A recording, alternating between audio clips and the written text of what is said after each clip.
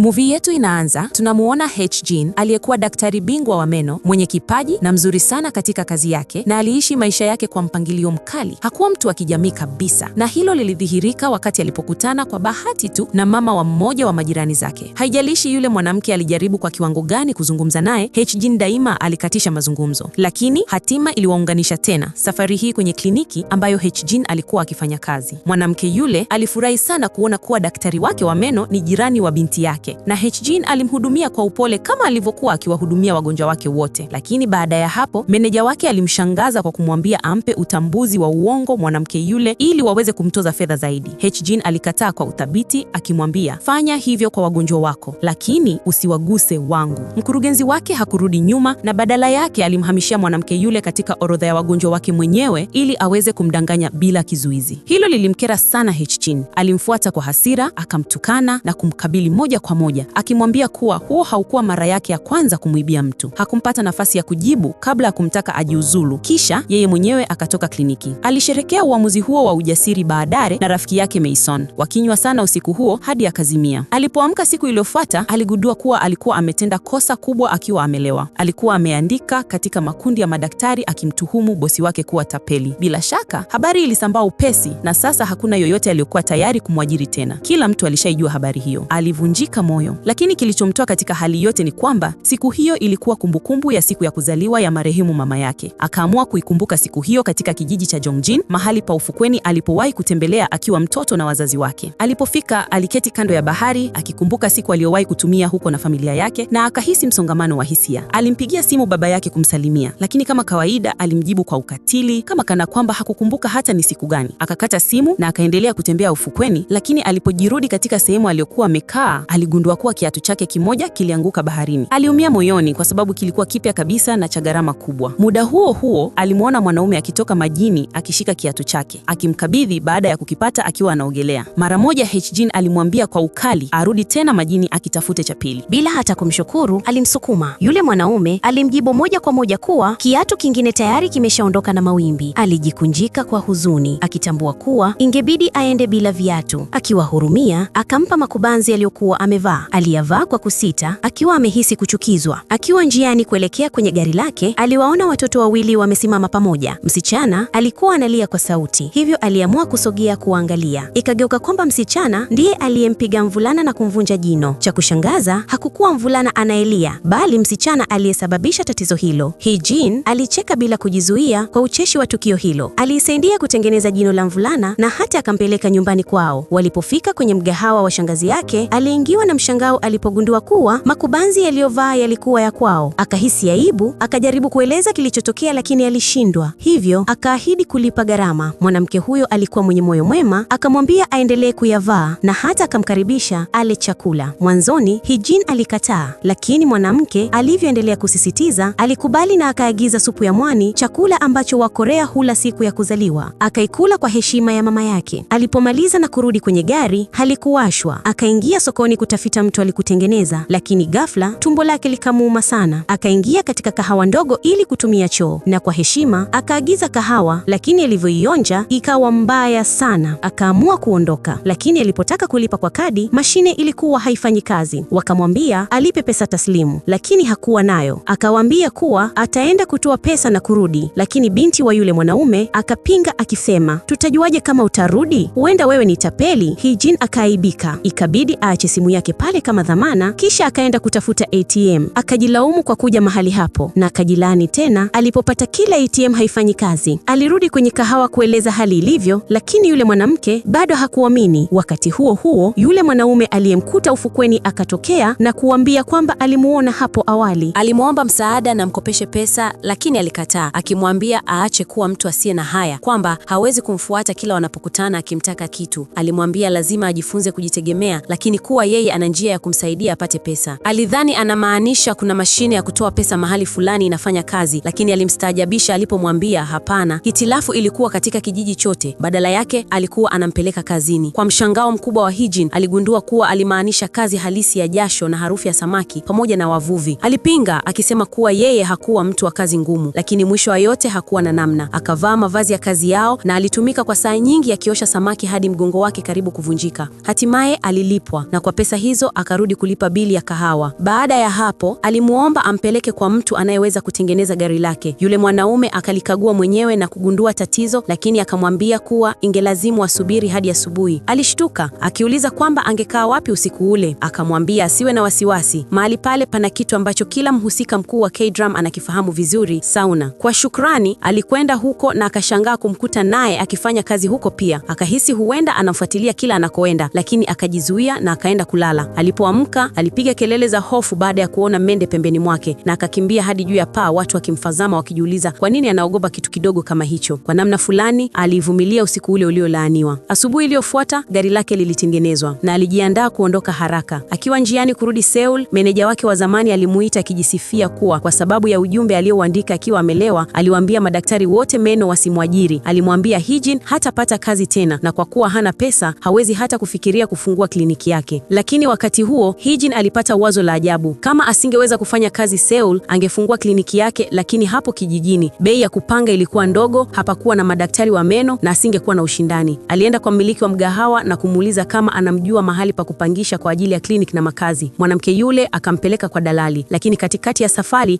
jambo likamtokea na ikabidi aondoke. Hee-jin aliendelea peke yake na kwa mshangao mkubwa akagundua kuwa dalali aliyekuwa akimtafuta hakuwa mwingine isipokuwa yule mwanaume ambaye amekuwa akikutana naye kila sehemu. Akaugumia kwa kero akisema hili limezidi, lakini yule mwanaume akampa kadi zake zote za biashara. Inaonekana alikuwa kila kitu: dalali, mtengeneza vitu, mfanyakazi. Wananiita Chief Hong, alisema kwa fahari. Mimi ni mwanaume wa kufanya kila kazi. Hee-jin alidhani ni kichaa, lakini hakukuwa na chaguo lingine, hivyo akamfuata. Akamsaidia kupata nyumba ya kupanga na sehemu ya kufungua kliniki yake. Lakini alipochagua mahali, alishtuka kuona kuwa mwenye mali hakuwa mwingine bali ni yule mwanamke wa mgahawa. Tena akadhani wanamchezea, lakini mwanamke yule akamweleza kuwa anamiliki sehemu nyingi kijijini, hivyo ni jambo la kawaida. Hee-jin akaamini na akamwomba Chief Hong kuitengeneza sehemu hiyo kwa ajili yake. Akaifanya kila alichomwambia. Kisha Hee-jin akarejea nyumbani, akapanga mizigo yake na akarudi kuanza maisha mapya kijijini. Alipofika tu, aliona macho ya watu wa kijiji akimtazama kwa udadisi, lakini aliwapuuzia. Wazee, wanawake hasa, walishangazwa mno na mavazi yake ya kisasa, wakinong'ona anawezaje kukimbia mitaani akiwa amevaa suruali nyembamba namna hii. Bila kujali taifa, kila sehemu wakina mama wakubwa hufikiri hivyo. Siku chache baadaye, yule mmiliki wa mgahawa alimwalika kwenye sherehe ya wakazi wa kijijini yenye chakula na vinywaji. Mwanzoni hakutaka kwenda, lakini baadaye akashawishiwa akakubali ili kutangaza kliniki yake mpya. Alijaribu kuwa mpole na mchangamfu kadri awezavyo, lakini yule mwenye kahawa akachukua nafasi ya kumkosesha amani, akianza kumsimulia bila mwisho kuhusu enzi zake za zamani akiwa mwimbaji maarufu. Alimchosha sana na mazungumzo yake yasiyoisha, na alipoitwa na rafiki yake waende chumba kimya pembeni, alikwenda kwa furaha. Alianza kulalamika kuhusu wakazi wa kijiji, hasa wakiwadhihaki kuhusu yule mwimbaji wa zamani, bila kujua kabisa kuwa sauti yake ilikuwa ikitangazwa nje kupitia vipaza sauti. Alipotoka nje ya chumba, alishtuka kuona watu wote wakimtazama kwa hasira, wakionekana wazi wazi kukerua. Mara moja akatambua kilichotokea. Wote walikuwa wamesikia maneno yake kupitia spika. Akaishiwa na maneno kwa aibu. Akadua pale aliposimama, kisha Hong akaonekana na kuongeza chumvi kwenye jeraha, akimwambia kuwa yeye ni mtu wa juju. Rafiki yake pia akamwacha akiacha kazi akijiunga na Hee-jin, akimwambia usijali rafiki yangu, kliniki yako daima itanipokea. Kwa kuwa rafiki yake alikuwa muuguzi zamani, basi wao wawili wakafungua kliniki pamoja. Lakini kinyume na matumaini yao, hakuna aliyekuja. Rafiki yake akasema, kuna nini na hawa majirani zako? Hawakuoni kabisa. Ungefanya kama desturi ya Korea, mtu anapohamia mahali kusambaza keki za mchele. Hivyo Hee-jin akanunua keki za mchele na kuzigawa kwa watu, lakini kila mtu akamdhihaki kwa sababu alinunua zilizotengenezwa badala ya kuzifanya mwenyewe. Tangu siku ile, kila alipokuwa akipita kijijini, watu walimwangalia kwa chuki. Rafiki yake akashangaa, akimuuliza kama kuna mtu aliwahi kumuua. Hatimaye Hee-jin akamweleza kila kitu kilichotokea, na rafiki yake akamuita tapeli kwa kutosema mapema. Hee-jin akajitetea akisema, kama ungejua mapema ungeniacha na kurudi kwenye kazi yako, usingebaki na mimi. Rafiki yake akakubali kuwa ni kweli, angefanya hivyo hivyo. Usiku ule Hee-jin alienda kukimbia peke yake na akakutana na Hong. Hong akamwambia asikuze jambo hilo kupita kiasi, kwa kuwa wakazi wangekuwa wameshasahau muda si mrefu. Kila mtu hapa huzungumza watu kwa nyuma, akasema. Tofauti tu ni kwamba kwako walikusikia. Maneno yake yakampunguzia mawazo kwa kiasi, lakini bado hakuna mtu aliyekuwa tayari kushughulika naye isipokuwa wale watoto wawili aliokuwa amekutana nao awali. Watoto wale walimuomba ahifadhi hedgehog wao nyumbani kwake hadi mmoja wao aweze kuwashawishi wazazi wake wawaruhusu wamlee. Hee-jin akakataa akisema yeye hapendi mambo kama hayo, lakini yule msichana mdogo akamwambia kuwa yeye ni mshupavu kama mama yake alivyokuwa akisema. Akikasirika Ilibadilika kidogo, lakini akimwona H-Dog ni mwenye kupendeza, Hee-jin hatimaye akakubali. Kesho yake bado kliniki yake ilikuwa tupu, lakini Hong akafika na kumwambia kuwa kulikuwa na mkutano wa wakazi jioni ile. Akaukataa moja kwa moja, lakini Hong akasisitiza kuwa ungeisaidia kliniki yake kujulikana na akaahidi kumsaidia. Akaamua kukubali kwa kusita. Mwanzoni kila mtu kwenye mkutano alimkazia macho kwa hasira, hadi Hong alipotangaza kuwa yeye ndiye aliyesimamia gharama za chakula na vinywaji vya usiku ule. Methali ya zamani ikathibitika, ukiwalisha watakupenda.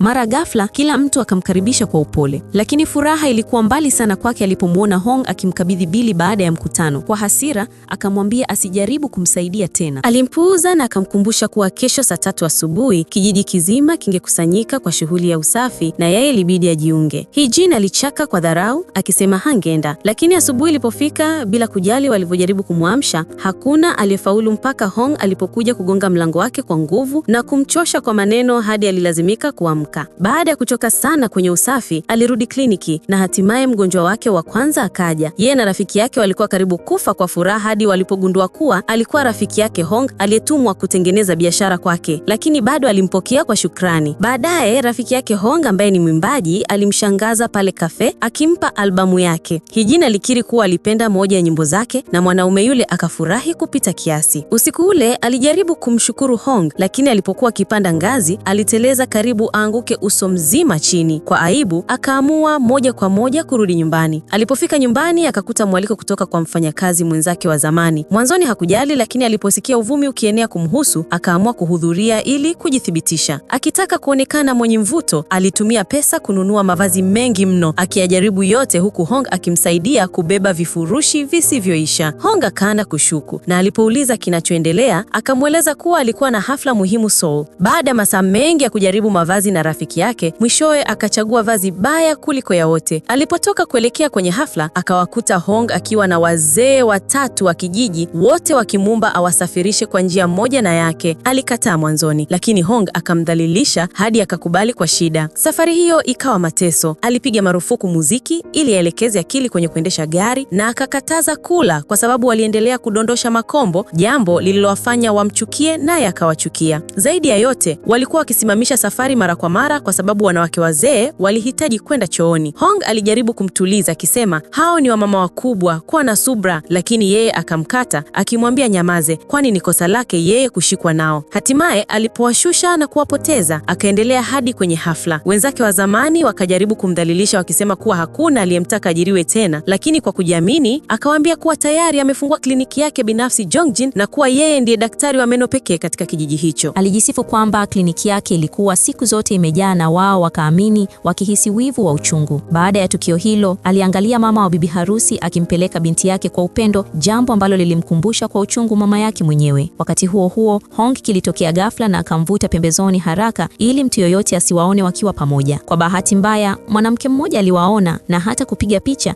kisha akaituma kwenye kundi lao la mazungumzo. Hee-jin alipofika nyumbani, aliona ile picha na akapaniki. Lakini kabla hajafafanua chochote, wenzake walianza kumsifia Hong, wakisema jinsi alivyoonekana mzuri na mwenye kuvutia. Mara moja akapunguza makali ya sifa hizo akisema, huyo jamaa amekuwa akinifuata kila mahali, amenivamia kabisa kwa kuniwaza, lakini mimi hata namjali. Wenzake wakavutiwa sana na kuonea wivu. Siku iliyofuata, kliniki yake hatimaye ikapata mgonjwa mwingine. Cha kushangaza ni yule mwanamume wa kwanza, lakini safari hii akiwa amevalia mavazi ya kufanya kazi. Alikuwa seremala wa kijijini na rafiki yake alikuwa tayari amekutana naye sokoni. Hivyo akamwacha rafiki yake amhudumie, ambaye kwa furaha kubwa alichukua jukumu hilo. Baadaye Hong alifika akiwa amembeba mgongo mwanamke mzee. Mwanamke huyo alikuwa akilalamikia meno kwa muda mrefu, lakini alikuwa akiahirisha matibabu kila mara. Baada ya Hee-jin kumkagua, alimpa chaguo mbili: njia ya bei rahisi lakini duni, au matibabu ya gharama kubwa ambayo yangemaliza tatizo kabisa. Kwa mshangao wa Hee-jin, mwanamke huyo akasema, yavute kabisa hayo meno, nitaishi bila meno. Mtazamo wake wa kupuuza ulimkera sana Hee-jin,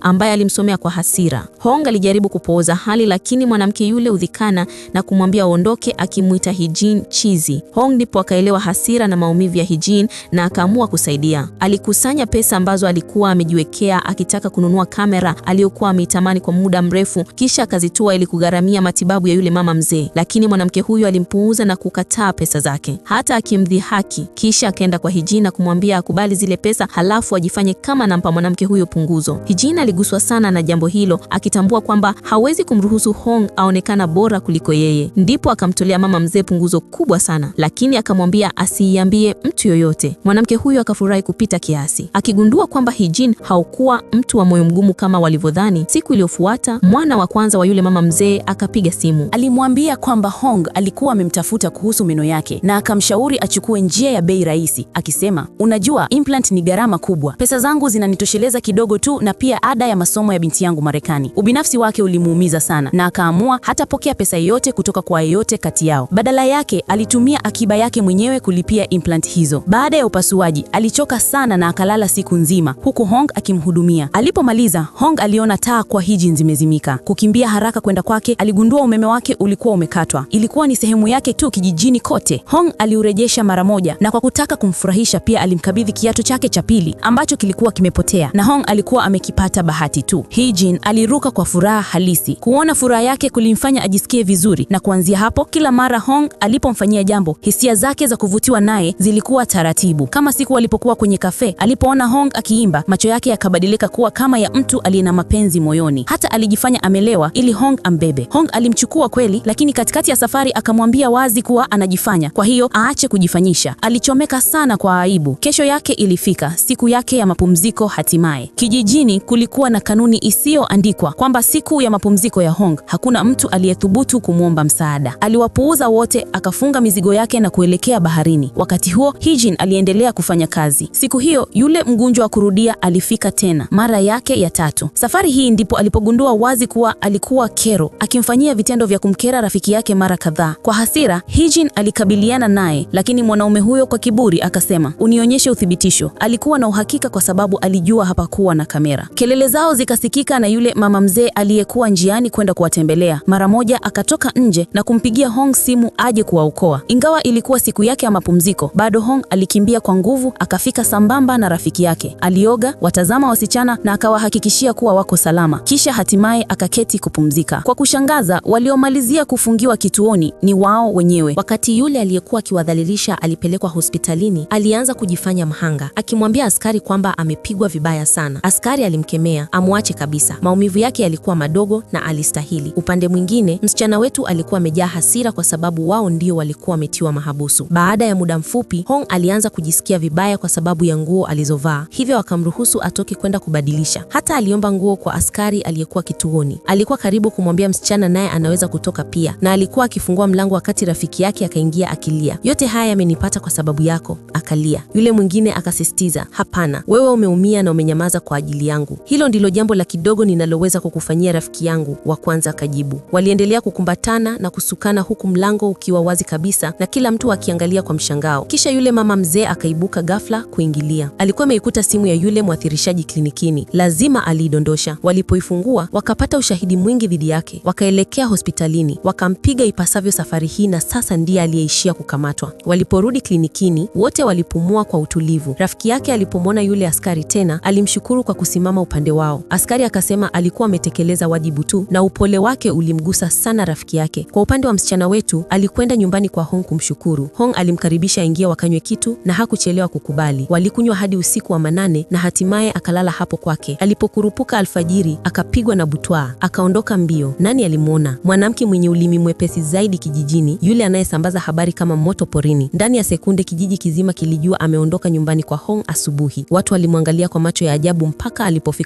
alipofika kwake. Rafiki yake akamwambia tetesi tayari zimeshaenea. Akajawa na aibu. Watu kwa hakika wangeelewa vibaya. Akaumia zaidi alipokumbuka alivyojifanya akiwa mlevi. Mambo aliyofanya ya ajabu kabisa. Hakuwa na wazo atawezaje kumkabili Hong, lakini alipomuona, hatimaye yeye mwenyewe alimkaribisha watoke kwenda kula kitu kushusha kilevi cha jana. Na hayo yote mbele ya wakazi wa kijiji ambao walikuwa wanatazama. Hakuweka mbali. Aliendelea kumsaidia, jambo ambalo lilifanya tu shaka zao ziwe kubwa zaidi. Hee-jin alitambua kwamba alikuwa amekosea kwa kukubali kula naye mwanzoni. Ishara zake za upole zilikifanya ashuku kwamba labda Hong kweli alimpenda. Alimwambia kwa bora angeacha. Kwa kweli wao hawakuwa sawa, hawakuwa kwenye kiwango kimoja. Hong alimpa mtazamo kama kumwambia bado wewe ni mnyenyekevu, kisha akaondoka. Hee-jin alirudi nyumbani akiwa na imani kwamba alifanya jambo sahihi, mpaka rafiki yake akamwambia kile ambacho wakazi wa kijiji walijua. Hong alikuwa wa kipekee. Alisoma katika chuo kikuu cha taifa cha Seoul. Sio kazi rahisi. Alihitimu uhandisi, akafanya vizuri kazini kwa miaka 5, kisha akaamua kubadilisha maisha yake na kuhamia hapa. Hee-jin alijawa na aibu kali. Labda alikuwa bora kuliko yeye na yeye amemhukumu tu kama mfanyakazi asiye na elimu. Rafiki yake alimkumbusha kuwa hadhi si kila kitu, na akamwambia kuhusu uhusiano wake wa zamani na mwanaume mrembo wa darasa kutoka chuo. Muonekano kamili, familia kamili, sifa kamili. Aliyemdhihaki mavazi yake na kumfanya ajihisi dhaifu mbele yake. Kumbuko ile ilikuwa chungu, lakini kilichokuwa muhimu sasa ni Hong, ambaye alikuwa nje wakati huo akipiga picha na kamera yake. Alikuwa hatimaye amenunua. Alikutana na mgeni aliyebeba kamera ile ile, lakini yenye kitufe cha lens tofauti. Walibadilishana kwa muda, wakajaribu, na wakati yule jamaa alionekana hajui chochote, Hong alimpeleka kwenye mgahawa na kumpa chakula alichokipenda. Ni jambo la ajabu kwa mtu mgumu kula. Kwa fahari, Hong alimwambia kuwa samaki wa kijiji ulikuwa wa kipekee. Yule jamaa alikiri alikuwa sahihi. Wakati huo, Hae-jin aliamka mapema kwa sababu alikuwa na maonesho ya kuwasilisha shuleni. Rafiki yake alikuwa lewa sana kuweza kwenda, lakini akamhakikishia kuwa amemtumia mtu mwingine kumfuatilia. Kwa hakika alikuwa Hong. Hae-jin akamlaumu rafiki yake kwa sauti ya chini, lakini maonesho yalikwenda vizuri. Katika hadhira walikuwa mmiliki wa mgahawa na mume wake wa zamani, mwanao aliye darasani humo, mwalimu wa darasa akiwa kando yao, na kama bahati ilivyokuwa alikutana na rafiki yao wa zamani, upendo wa kwanza wa mkuu wa kijiji. Wakati huo, kabla hajakiri hisia zake, ghafla aliondoka nchini, hivyo aliolewa na mmiliki wa mgahawa. Sasa aliporudi, alihisi kwamba kunaweza kuwa na fursa mpya, jambo lililochosha mkewe wa zamani kabisa. Shujaa wetu aliona kila kitu, ana akili kali. Pia aligundua kuwa mmiliki wa mgahawa alikuwa na maumivu ya meno. Alifanya ukaguzi mfupi na kumwambia aje klinikini. Baadaye alichukua Hong kwenda mgahawani uliokuwa mbali zaidi, na akaendelea kumwambia hakutaka kuamini kuwa yeye ni mhandisi. Alitumia mlo wote kumuuliza maswali na changamoto mbalimbali. Kila mara alipotatua moja, alishangazwa. Hong alidhani alikuwa akifanya hivyo kwa upuzi, na hisia hiyo ilikuwa ya pande zote mbili. Kisha mvua ikaanza kunyesha. Hong alikamata mkono wake na kumvuta hadi ufukweni kucheza na maji. Alikataa mwanzoni, lakini hatimaye akaanza kufurahia. Furaha yake ilipotea ghafla alipokumbuka tukio fulani, jambo alilofanya akiwa amelewa nyumbani kwake. Akapaniki na kumuuliza kama jambo lolote limejitokeza kati yao. Hong alihakikisha kuwa hapana lolote lililotokea. Ukana wake ulimchokoza. Kwa nini alifanya hivyo? Alikuwa na uhakika kumbukumbu hizo zilitokea kweli. Baadaye nyumbani, rafiki yake alisikiliza akishangaa na kidogo furaha pia, kwa sababu ilikuwa muda mrefu tangu alimuona msichana wetu akivutiwa na mwanaume. Kwa kuwa msichana wetu alikuwa waziwazi amemvutiwa, aliamua kutoonyesha hisia zake. Kila mara alipomuona Hong kwa mwezi huo mzima, alijifanya kutokuwa na hisia. Hong aliposhughulikia hili, alihisi kwamba alikuwa amekumbuka kitu, hivyo akasimamia klinikini na kumwambia aache kufikiria kupita kiasi. Kilichotokea au kisichotokea ni historia, na mimi tayari nimesogea mbele. Tuvisahau, alisema. Hilo lilimchokoza zaidi, hasa alipokuwa rafiki yake akimwonyesha picha za Hong akiwa na msichana mwingine kijijini, wakipita kila mahali pamoja, wazi kabisa wanajua kila mmoja. Ilinigusa vibaya. Alipofika nyumbani hatimaye, msichana wa kafe alikuwa akisubiri. Alikimbia kwa sababu baba yake alikataa kulipia matibabu ya meno yake. Shujaa wetu alijaribu kueleza kuwa bado ni mdogo na anapaswa kusubiri. Msichana huyo hakutaka kusikiliza na alisisitiza kufanyiwa operation. Zaidi ya hayo, alikuwa ameiba pesa kutoka kwa kafe ya baba yake. Shujaa wetu alimueleza kwa upole kuwa hilo lilikuwa kosa na kumpigia baba yake kumwambia msichana huyo atakaa usiku nyumbani kwake. Baadaye Hong alifika akitafuta msichana huyo. Usiku huo, shujaa wetu alimweleza msichana huyo kuwa yeye pia alikuwa akijikusanya hasira kwa baba yake. Wakati wa shule ya upili, alipogundua kuwa baba yake angeoa tena baada ya mama yake kufariki, alikimbia na kuja kijijini hapa, ziara yake ya pili tu kabla ya kurudi kwake usiku ule ule. Alimshauri msichana huyo alitahidi kutengeneza uhusiano bora na baba yake, lakini msichana huyo alibaki mgumu na kusema atamsamehe baba yake tu ikiwa atalipia operesheni, vinginevyo hata kuwa baba yake kweli. Akitambua kuwa hakuna maana ya kubishana, siku iliyofuata shujaa wetu alirudisha msichana huyo kwa baba yake na kumshauri amjue binti yake vizuri, anavyopenda na ni vipaji gani ananavyo. Baba huyo alishukuru, akaguswa na juhudi za shujaa wetu kurekebisha uhusiano wao na alianza kumsikiliza.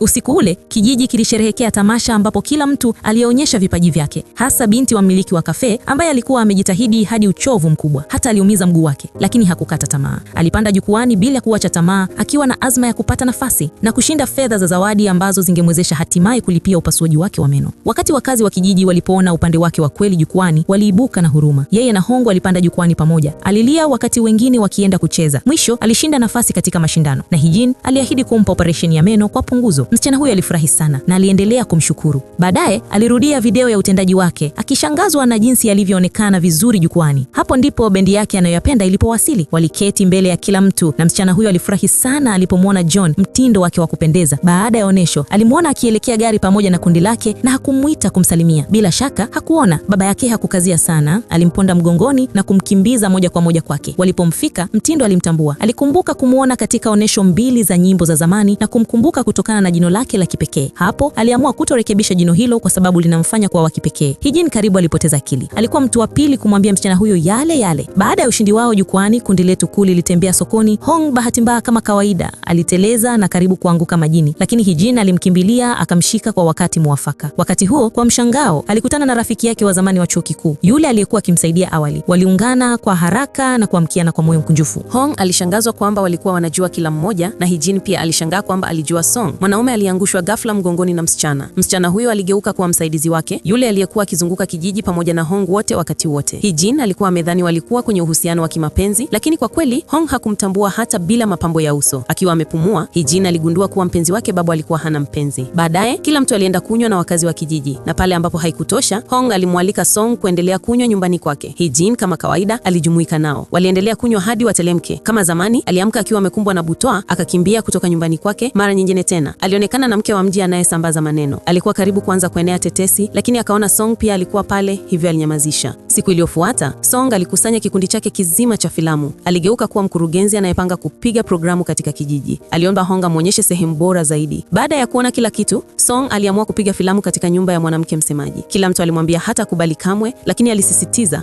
akimpa fadhila hadi aliposahau na kukubali. Alihama kuishi na rafiki wakati wa upigaji picha. Kabla ya kuondoka, alimwalika Song, mwenzake Hong na Hee-jin kwa chakula cha mchana, hasa kwa kuwa waliosha blanketi zake zote. Kwa kweli, Hee-jin alifurahi sana kwa sababu rafiki wa Song alikuwa John, nyota anayempenda msichana huyo mdogo. Alimwita msichana aliyefika mara moja, akipumua kwa mshangao na kukosa maneno kwa muda wote. John alimpenda sana. Mara mwanamke msemaji alipoondoka, Song alijikita kwenye upigaji wa filamu. Hong alimwangalia kuwa ikiwa kitu chochote kitaharibika ndani ya nyumba, atawajibika. Song aliahidi kutunza kila kitu. Usiku mmoja, wakati wakizungumza, Song ghafla aliuliza ikiwa Hee-jin alikuwa na mtu anayependa. Hong paliposema hapana, Song akatabasamu. Hapo ndilo nafasi yake. Hong mara moja alielewa kuwa Song alikuwa amemvutiwa. Tangu wakati huo, Song alianza kumlenga kidogo, akicheza mbinu ndogo ndogo. Wakati wengine walidhani Song ni mtu mwema. Siku moja, wakati Song na Hong walikuwa wanakwenda kula, walikutana na Hee-jin na Song akamwalika ajiunge nao. Katika mgahawa, aliketi kando ya Hong badala ya Song kwa kawaida yake. Macho ya Hong yaliwaka kwa ishara hiyo, lakini alijaribu kuificha. Song aliposahau hilo na kugeuza mazungumzo hadi siku zao za chuo kuu, akikumbuka jinsi alivyokuwa amezama kwenye masomo na kazi, wakati mwingine akisahau kula. Wakati huo, yeye alikuwa akileta chakula mara nyingi kwake. Alimshukuru kwa moyo mkunjufu, akisema alikuwa amemfanyia mema. Haijawahi kujua kwamba Song alimpenda tangu siku hizo. Ukimya wake uliendelea kwa muda mrefu, kiasi kwamba mtu wa umri wake angekuwa tayari ameolewa na ana watoto. Baada ya kuondoka, Hee-jin alirudi klinikini na kugundua kuwa wagonjwa wengi walikuwa wanapata matibabu ya meno kutoka kwa mtu ambaye hata si daktari. Mwanamke msemaji alikuwa akiwapeleka huko. Hee-jin alimkabili kwa hasira. Mwanamke huyo alijaribu kumkosa lawama, lakini Hong aliingilia kati, akisema kuwa alikuwa na makosa na lazima aombe radhi. Akiheshimiwa vibaya, mwanamke huyo aliondoka kwa hasira. Baadaye Hee-jin alienda nyumbani kwa Hong kumhudumia kwa kuwa alikuwa amejeruhiwa. Alipokuwa akimkimbilia mwajiri, alimpikia chakula, lakini alipokileta, Hong tayari alikuwa amelala. Alikanyaga karibu kumkaribia, lakini akajirekebisha, akijutia kufikiri hivyo. Njia yake ya kutoka, mmiliki wa mgahawa alishirikisha historia ya huzuni ya mwanamke msemaji. Alikuwa amelea binti yake peke yake. Msichana huyo ghafla aliumia na kupelekwa hospitalini, na mwanamke huyo alifanya kazi kwa bidii kulipa matibabu. Mwisho, msichana huyo alifariki. Tangu wakati huo, mwanamke huyo alikuwa amezingatia sana kuokoa pesa, akiwa ameamua kuzipa hospitali ili hakuna mama mwingine atakayepoteza mtoto. Hadithi hiyo ilimhisi sana Hee-jin. Asubuhi iliyofuata, Hong alijaribu chakula alichokiweka kwake. Kilikuwa kibaya sana, lakini alijilazimisha kula kila kipande kama alivyoandika kwenye noti. Alipojaribu kuosha vyombo, aliharibu jikoni. Hata hivyo, licha ya upishi wake mbaya, alimaliza yote. Maisha kijijini yalianza kuwa ya amani tena, hadi usiku mmoja, mwalimu wa shule alipokuwa akirudi nyumbani akiwa amelewa. Mwanaume ajabu alijaribu kumvuta mbali, lakini mmiliki wa mgahawa aliingilia kati na kumwokoa. Tangu wakati huo, wakazi wa kijiji walijua kuwa mgeni mwenye shaka alikuwa miongoni mwao, na waliwaonya wasichana wote waenda nyumbani mapema. Hivi karibuni, usiku mmoja, Hee-jin alikaa muda mrefu kazini. Akielekea nyumbani, alisikia hatua za miguu nyuma yake. Kwa hofu, alikimbia na kugongana na mtu. Kwa kihisia, alimkumbatia. Akitushwa, mtu huyo akamkumbatia tena. Lakini mwanaume alimkimbilia hakukuwa mgeni, alikuwa Hong mwenyewe. Alipotambua hili, alitulia, lakini kisha alijitoa aibu na kukimbilia nyumbani, akamwacha Hong akiwa amechanganyikiwa. Wote hawakuweza hawakuweza kulala usiku huo, wakirudia wakati huo kichwani mwao. Asubuhi iliyofuata, alipokuwa akikimbia, alikutana uso kwa uso na baba yake na mkewe. Walikuwa amemsikia kutoka kwa wakazi wa kijiji kuwa walimuona akimkumbatia mwanaume anaitwa Hong. Alisisitiza kuwa ilikuwa ni kutoelewana na kumchukua baba yake nyumbani kuelezea. Kwa mshangao wake, Hong tayari alikuwa ndani. Bomba lake lilivunjika na rafiki yake mchanganyiko alimuita amekirekee, kisha akaondoka. Alipojaribu kuelezea, babake aliuliza kwa nini Hong daima alikuwa karibu. Kwa uaminifu wa kisafi, Hong alisema, "Ndiyo bwana, nakuja hapa kila siku." Babake mara moja alihisi kuwa wako kwenye uhusiano. Hee-jin hakuwa na chaguo ila kudanganya. Alisema hafla Hong alikuwa mpenzi wake. Hong alisimama kwa sekunde moja, kisha akaendana na hadithi hiyo, akijitambulisha kama mpenzi wake pia. Alimkunta kwa macho yake aombe msaada, na kwa kweli alikubali. Waliwafahamisha hata wakazi wa kijiji ili kila mtu uunge mkono. Kwa kweli hawangefanya hivyo. Tabia ya baba yake ilikuwa mbaya. Ikiwa ningekuwa yeye, ningekuwa na shaka. Lakini mwanaume maskini alimzingatia Hong. Jiuliza jinsi ya kumkataa kwa heshima. Baada ya wote kula chakula cha mchana pamoja na Hong kutumia muda kucheza michezo naye, baba alianza kuonekana nyepesi hadi alipojua kuwa wazazi wa Hong walikuwa wamefariki wakati akiwa mdogo na aliishi na babu yake ambaye naye alikufa wakati Hong akiwa chuo kikuu. Baba alifikiria sana zaidi ya kawaida na kwa karibu alimchukulia Hong kama ishara inayotembea. Alikataa uhusiano wao kwa sababu kwa mtazamo wake bintu yake tayari alikuwa anateseka kutokana na kupoteza mama yake. Alihitaji mtu mwenye familia kubwa yenye upendo kumzunguka na kumpa joto, si mtu ambaye maisha yake yalikuwa yakifanana na hasara zake mwenyewe. Binti yake alichukia hoja hiyo na bahati mbaya Hong alisikia pia. Baba alipogundua Hong amesikia, alisamehe kwa dhati. Hong alisema alikuwa anaelewa wasiwasi wake na kisha kwa upole alikiri kuwa yeye na Hee-jin hawakuwa kweli pamoja. Walikuwa wanadanganya tu. Baba alitulia mara moja. Wakati hatimaye alipoenda nyumbani, alikuta rafiki yake akiwa amelia kwa sababu fundi furniture aliyempenda akakataa hisia zake, akimwambia, "Hujui chochote kuhusu mimi kuweza kunipenda." Aliguswa sana. Fundi furniture alitoa pendekezo la kumpeleka nyumbani kwa gari na alikubali kwa kulazimishwa. Shujaa wetu alirudi nyumbani pekee, na hapo ndipo mwanaume ajabu aliyekuwa akizunguka kijijini akaangulia ndani ya nyumba yake na kumshambulia. Hong alifika kwa wakati na kumlinda, akakatanwa na kisu kwa mchakato, lakini walimkamata mdukuzi na hiyo ndio iliyokuwa muhimu. Walielekea hospitali kwa matibabu na kwa mshangao wake Song alikuwepo pia. Alipaswa kuwa Seoul lakini alikuwa amerudi. Alimkumbuka kidogo tu, kila makini yake ilikuwa kwa Hong. Alikwenda nyumbani pamoja naye kumhudumia, akijifanya kama Hong alikuwa amepigwa risasi kwa ajili yake, si kupata mnyuu wa kisu. Hong alitulia akiwa naye pale na akaanza kufungua kuhusu babu yake, akishirikisha kumbukumbu. Alimwambia kuwa yeye ndiye tu mtu wa pili aliyemwambia. Udadisi ulimshika Hee-jin kujua ni nani aliyewa kwanza, lakini alilala kabla ya kuweza kumuuliza. Asubuhi, kila hatua aliyoichukua, mkaaji wa mwingine wa kijiji alimsimamisha kuhakikisha alikuwa sawa baada ya kilichotokea. Wasiwasi wao ulimfanya jihisi moto wa furaha. Alifurahi zaidi pale rafiki yake aliporudi. Upasuaji wa mama yake ulikuwa umefanikiwa. Hapo fundi furniture alianza kuhisi kitu kwa rafiki yake, lakini alipojaribu hatimaye kufikisha hisia zake, rafiki yake aliamua kuzikataa. Sasa hakuwa na uhakika wa kufanya nini. Kuhusu msichana wetu, alipika chakula kusherehekea kumbukumbu ya kifo cha babu wa Hong na kumpeleka kwake, akifurahia kuwa yeye ndiye pekee aliyajua. Lakini alipofika, kijiji kizima kilikuwa pale. Hata hivyo, Hong alichukua baadhi ya chakula chake na kuweka pamoja na kingine, na hilo lilimfurahisha kweli. Alitoroka taratibu ili kujibu simu kutoka kwa Song. Alitaka kukutana haraka sana. Wakati huu alikiri hisia zake, zile alizokuwa amezihifadhi tangu nyakati zao za chuo kikuu. Hee-jin hakuwa na maneno ya kusema. Siku iliyofuata, rafiki yake alipendekeza waende nje kama zamani. Alikubali, akitamani kubadilisha hisia zake, lakini akili yake ilikuwa imejazwa na Hong. Wakati wa ziara, aliwacha rafiki yake na kukimbia kwake. Alitaka kukiri hisia zake. Alianza tu kidogo, huna haja ya kujibu, lakini alipomwambia pia anampenda, Mungu, hatimaye waliamua kuweka uhusiano wao kuwa siri kwa muda. Hong alimkumbusha kuwa wakazi wa kijiji wangetambua haraka. Tutajaribu, alisema, lakini hakupaswa. Kila mara alipojaribu kumkaribia, kama angemuona mkaaji akiendelea, alimkandamiza kwa kipigo mkali cha kiwango cha serikali, kisha akakimbia. Wakazi wa kijiji waliona tabia yake ya kiukosefu wa heshima na waliamua kuwatenganisha kwa ajili yake. Alikuwa amelia kuwa hawangemkubali. Yeye kwa upande mwingine alifurahia kwa siri kuwa amepungukiwa kipigo. Wale pekee waliojua walikuwa rafiki yake ambaye aliwahi kuwakuta pamoja nyumbani, na Song kwa sababu alimwambia alikuwa anampenda mtu mwingine. Baadaye Song alionyesha ishara hiyo mbele ya Hong. Hong si mjinga, alielewa mara moja na akakubali. Ingawa aliendelea kunywa usiku, mkuu wa kijiji alimuona, na kwa kuwa alikuwa akijaribu kuungana tena na upendo wake wa kwanza, huku mke wake wa zamani akivuruga kila fursa, naye alikasirika. Wanaume wawili walinywa pamoja. Wakati Hee-jin hatimaye alifanikiwa kupita, wakazi walimshambulia. Walisema walijua tangu mwanzo na kwa makusudi walihakikisha wawili hao wataletwa pamoja kwa sababu hawakuwa wa kweli. Alisamehe, waliweza kuelewa na alifurahia kuwa anaweza kumpenda kwa uwazi. Hakukuwa yeye peke yake aliyeupata upendo wake ukimomonyeka. Rafiki yake hatimaye alipokea kukiri kutoka kwa afisa wa polisi na pia wakawa wapenzi. Hivi karibuni wakazi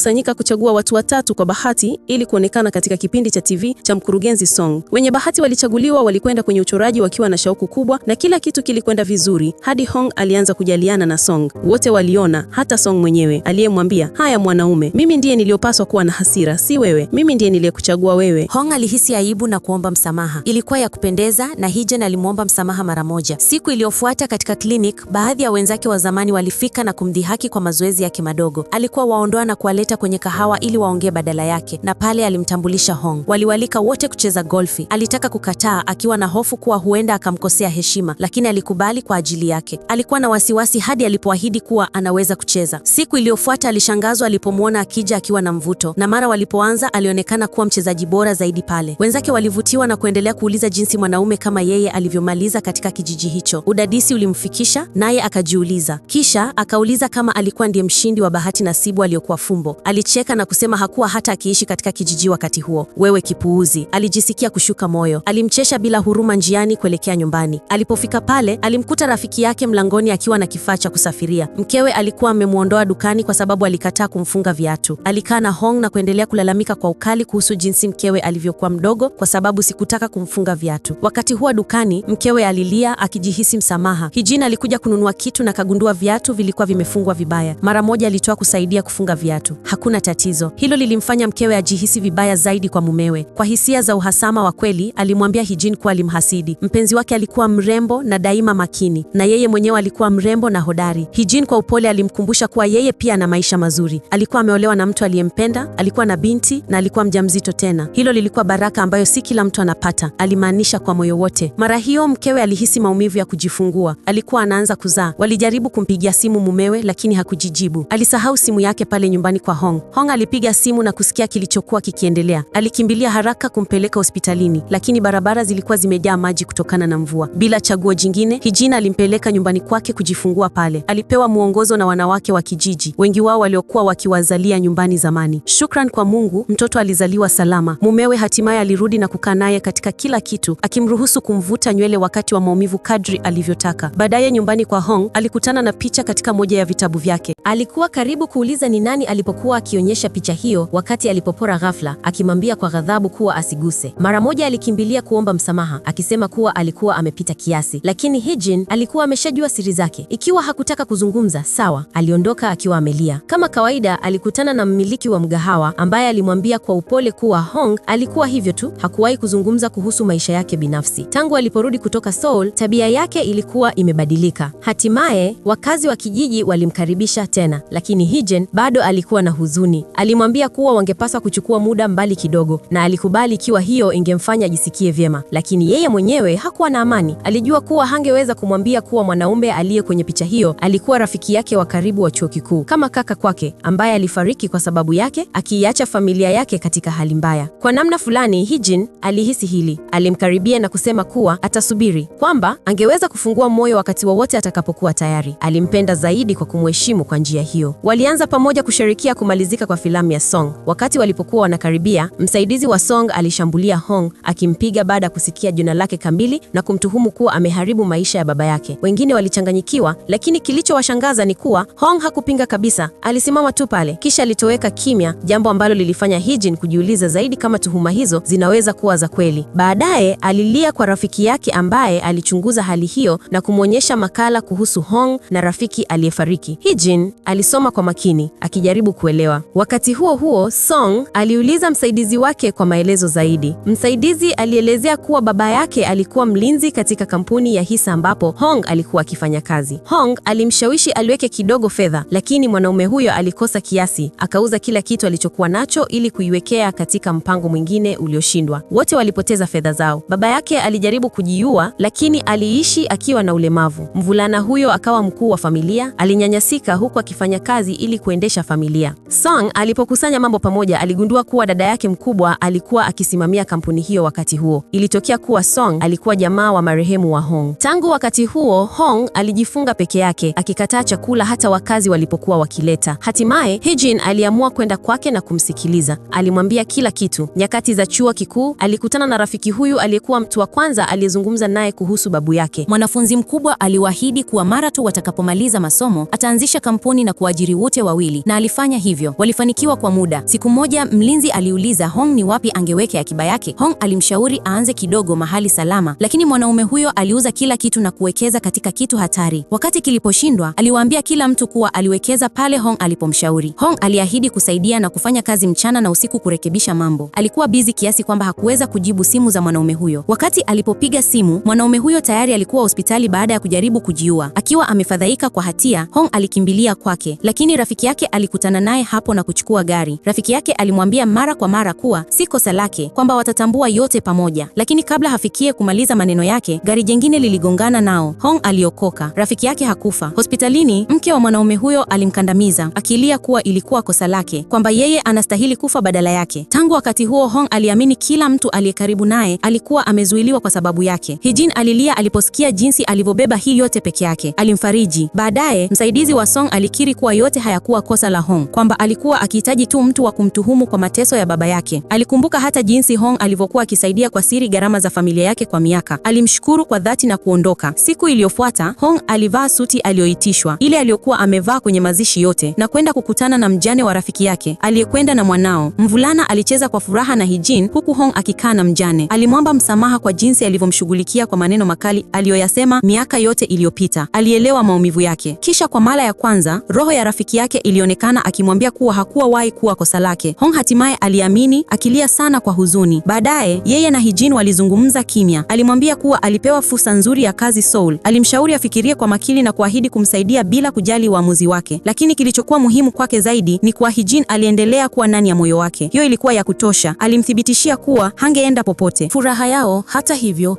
ilipunguzwa usiku huo huo. Mwanamke mzee maarufu mchangamfu aliaga dunia kwa amani akiwa amelala. Katika mazishi yake, kama alivyokuwa ameomba, kila mtu alikula na kucheka badala ya kuomboleza. Hata hivyo, mwanawe alilia akijilaumu kwa kuchelewesha ziara zake kwa sababu alikataa kulipa matibabu ya meno ya mama yake kwa kuwa ilikuwa ghali sana. Hong alimfariji akimwambia kuwa tayari mama yake alikuwa amepata matibabu na hakuwa amemzuia chochote. Barua yake ya mwisho ilisomwa na ilileta amani kwa kijiji kizima. Maisha ya kila mtu yalionekana kuwa mepesi baada ya hapo. Hata wanandoa waliotengana walirekebishana baada ya kugundua bado walipendana. Mwanamuziki wa kijiji hatimaye alitambulika na ni alialikwa kuimba kwenye kipindi cha televisheni. Alijivunia mbele ya binti yake kuwa hivi karibuni angekuwa maarufu zaidi kuliko John, ile idol anayempenda. Song mwenyewe hatimaye alikubali hisia za wasambazaji wake na kuamua kutoa nafasi kwa uhusiano wao, jambo lililomfanya ajisikie furaha kubwa. Kuhusu wapenzi wetu, Hee-jin ndiye aliyejitokeza kwanza kumwomba Hong awe mkewe. Alimshock pamoja na wengine hadi akasema hapana. Alikasirika karibu kulia, lakini kisha akasema alikuwa amependekeza kuwa yeye angekuwa ndiye kumuuliza kwanza. Alicheka akamwambia asisahau alichosema, kisha yeye akamuuliza rasmi. Hee-jin bila shaka alikubali. Hivyo watoto hao wawili ambao walikutana mara ya kwanza zamani kwenye pwani ya kijiji wamerudishwa pamoja na hatma wamesimama tena sasa kama watu wazima, wakiahidi maisha yao kwa kila mmoja. Picha zao za harusi zilikuwa nzuri zaidi kuliko zote ambazo mtu angewahi kuona. Drama yote ilikuwa kazi ya sanaa ambayo ingeweza kumfanya mtu yoyote aongeke tena bila kujali huzuni aliyoibeba. Na kama shujaa wa hadithi hakukuwa tayari kumpenda idol wangu mpendwa Yuben, ningemwacha aolewe na shujaa huyo mwenyewe kwa sababu walikuwa wanalingana kabisa. Lakini Yuben ni wetu, hivyo ni sawa.